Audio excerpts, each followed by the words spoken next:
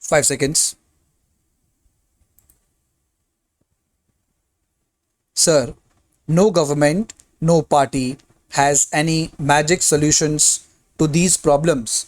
And these problems are going to be with us the problems of reviving economic growth, the problem of massive unemployment, the problem of resource mobilization, the problem of saving, investment, etc., the problem of energy, the problem of shortage of power, electrical, hydro, and other forms of power, not the political power, for there is no shortage of political power, but there is a shortage of this power where every scheme of areas, every project of areas, almost every unit of enterprise is roadblocked because of the shortage of power and energy.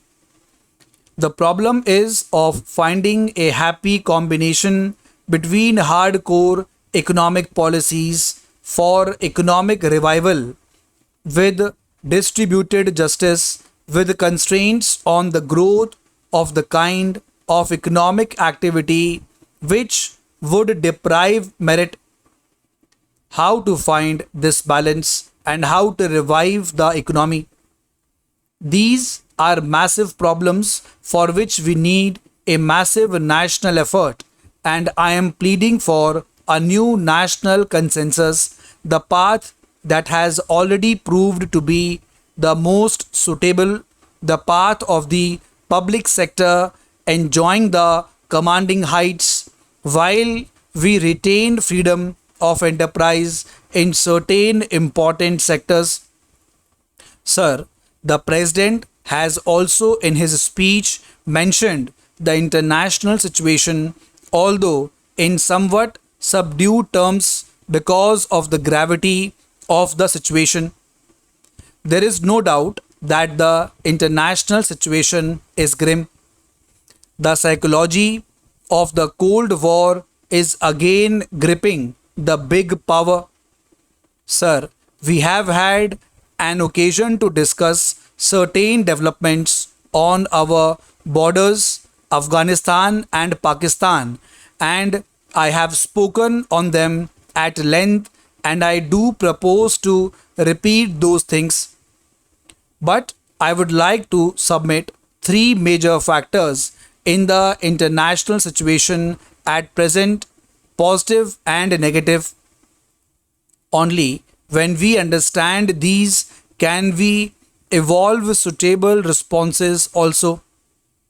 One is the problem of adjustments to the realities of the new situation.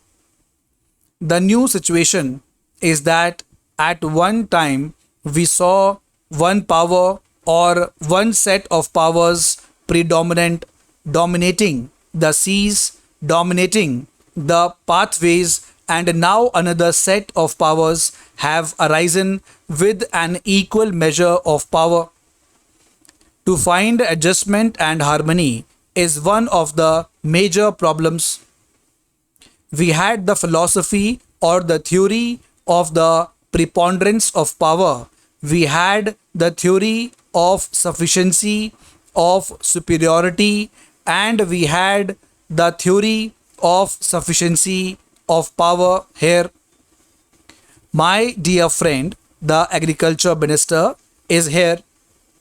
I do not know whether he is interested in the international problems, but I hope he will convey some of our ideas to those who are directly dealing with these. I would like to mention the second problem.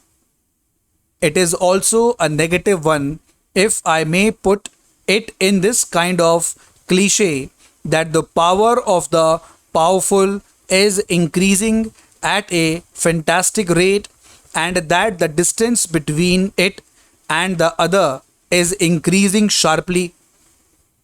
We have seen the experience of the UNIDO conference, which is taking place these days, how difficult it is for the international community to work towards a new international economic order because the powerful do not find it in their interests to agree to a new international economic order which would be more just, and that makes it necessary for us, precisely for that reason, to concert forces with all other similarly situated countries to work for a new international economic order. But the third factor which I will mention, and which is a positive factor, is that the power of the powerful may be increasing at a fast rate, but there are limits to the use of that power. You have enormous weapons which can destroy the world many times over, but you cannot use those weapons. The balance of terror has given leverage to less powerful countries, those countries who may not be a large power like India and others, to come together, to work together, and to exercise more leverage. And finally, sir, I would like to say that there is an immediate problem for this country because for the first time we are being encircled. There is the US, China, Pakistan combined.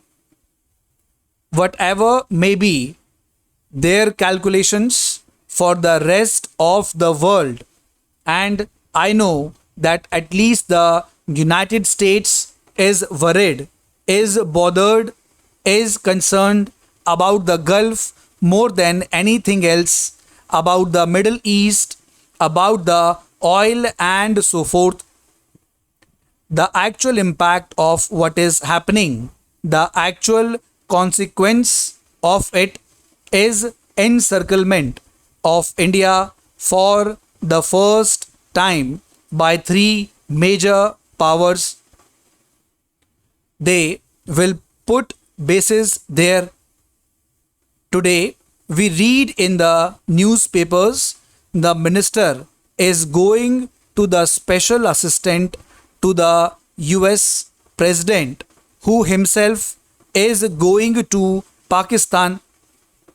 Now, this is an ominous development for which we must find suitable responses. I would suggest a multi pronged approach. The first element of that approach must be to exercise all our influence to restrain the big powers. Students, be ready for the outlines. 5 seconds to go.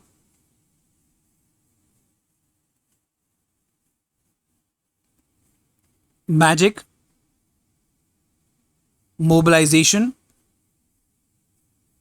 constraints, international situation, gravity, Cold War, Pakistan, negative, pathways, preponderance, theory, fantastic, precisely, terror, encircled, reviving, roadblocked, commanding heights, subdued, psychology, Afghanistan, positive, adjustments, dominating, superiority,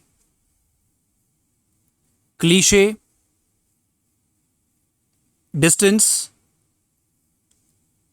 leverage, for the first time, calculations, Middle East,